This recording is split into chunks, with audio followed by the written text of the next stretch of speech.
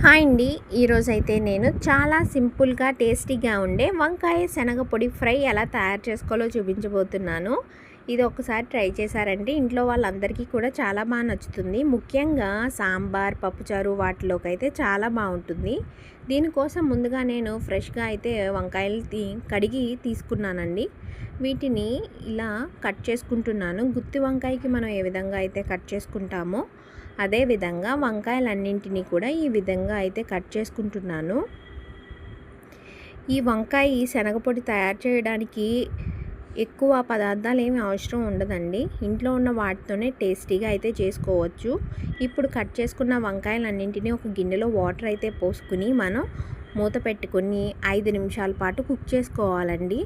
ఈ వంకాయ colour change అయ్యే వరకు మనం కుక్ చేసుకుంటే సరిపోతుంది. మరీ ఎక్కువగా కుక్ చేసుకుంటే వంకాయ అనేది పేస్ట్లా అయితే అయిపోతుందండి. ఇక్కడ చూడండి, వంకాయ అనేది కలర్ చేంజ్ అయింది కదా, ఇలా చేంజ్ అయితే చాలండి. ఇప్పుడు వీటిని అయితే ఒక ప్లేట్లోకి తీసేసుకుందాం. ఇప్పుడు ఈ విధంగా వంకాయల్ని ఒక ప్లేట్లోకి అయితే తీసేసుకోవాలి. ఇలా వేడి నీటిలో ఉంచినా సరే ఇంకా ఎక్కువగా కుక్ అయిపోతాయి కాబట్టి ఇప్పుడు నేను ప్లేట్లోకి అయితే తీసుకుని పక్కనైతే పెట్టేసుకుంటున్నాను. ఇప్పుడు ఈ వంకాయ లోపలికి మనం శనగపొడి అయితే తయారు చేసుకోవాలి.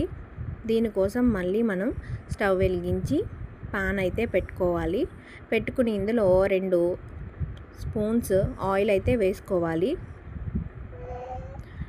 వేసుకుని ఇందులో 4 చెంచాల శనగపప్పు, పచ్చి శనగపప్పు వేసుకుంటున్నానండి. అలాగే 1/2 చెంచా జీలకర్ర వేసుకుని వీటిని ఫ్రై చేసుకోవాలి. ఒక 2 నిమిషాల పాటు మనం ఫ్రై చేసుకోవాలి. ఈ విధంగా శనగపప్పు కాస్త ఫ్రై అయిన తర్వాత మీ కారానికి తగ్గట్టుగా ఇక్కడ ఎండుమిర్చి అయితే తీసుకోవచ్చండి. నేనైతే ఇక్కడ 10 ఎండుమిరపకాయలను అయితే కట్ చేసి వేసుకుంటున్నాను.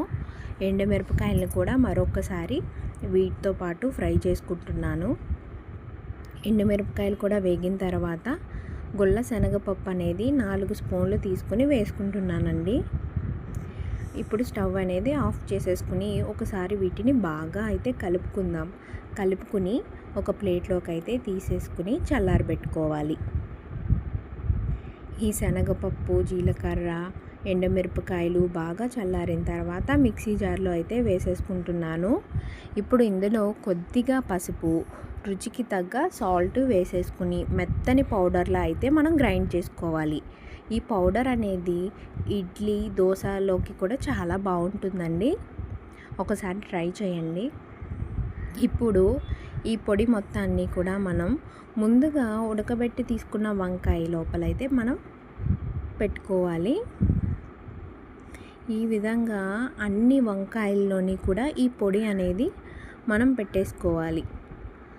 ఇలా పెట్టుకున్న తర్వాత ఇంకా చూడండి, మనకి పొడి అనేది చాలా మిగిలింది. ఈ పొడి కూడా అవసరం ఉంటుంది. ఇప్పుడు ఇందాక తీసుకున్న బాండీలోనే మరికొద్దిగా ఆయిల్ అనేది వేసుకోవాలి. ఆయిల్ అనేది వేసుకుని ఆయిల్ హీట్ అయిన తర్వాత కరివేపాకు అయితే వేసుకుంటున్నాను. కరివేపాకు కూడా కాస్త ఫ్రై అయిన తర్వాత ఇప్పుడు మనం స్టఫ్ చేసి పెట్టుకున్న వంకాయలను కూడా ఇందులో వేసేసుకోవాలి. అదేవిధంగా మిగిలిన పొడి మొత్తాన్ని కూడా వేసేసుకుని సిమ్లోనే మనం ఒక 2 నిమిషాల పాటు వీటిని మనం నెమ్మదిగా తిప్పుకుంటూ ఫ్రై చేసుకోవాలి. అంతే అండి. ఈ విధంగా ఫ్రై చేసుకుని ఫైనల్గా కొత్తిమీర వేసేసుకోవడమే.